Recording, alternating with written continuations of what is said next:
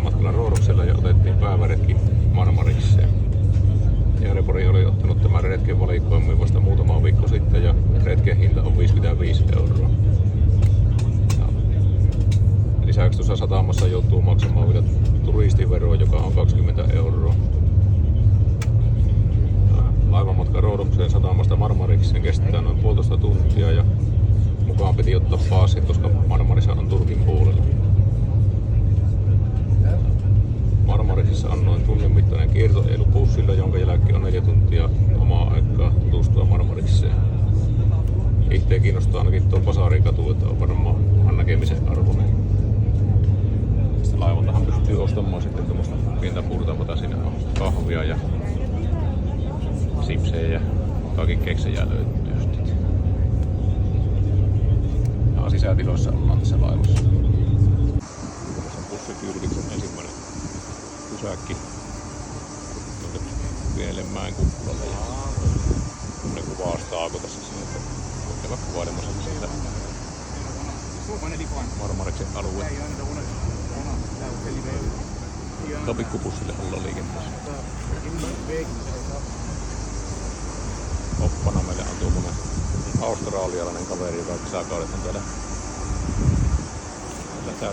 Sääripurin matkia vapaastuntee sitten ja varmaan muidenkin yhtiöt. Ihan kivan näköistä.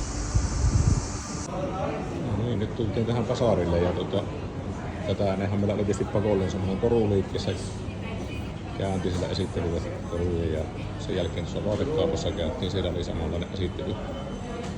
Nyt on se tosiaan omatoimista aikaa tässä 4 tuntia kierrellä täällä ja ajateltiin tätä Pasaria nyt kierrellä tässä ja katsella mitä tätä löytyy.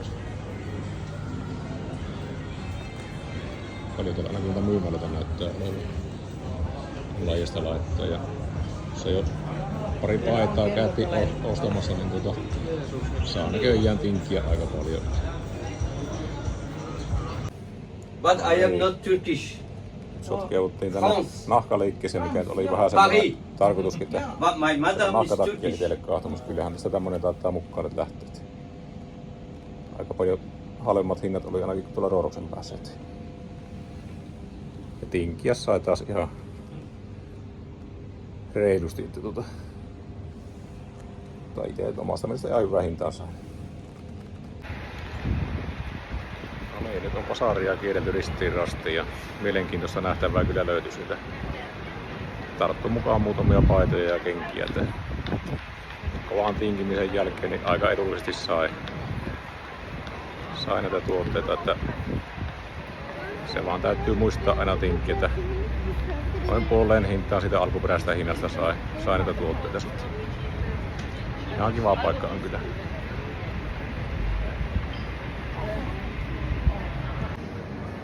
No niin, päiväreissu Roodokselta Marmarikseen on nyt tehty ja oikein mukava päivä kyllä oli.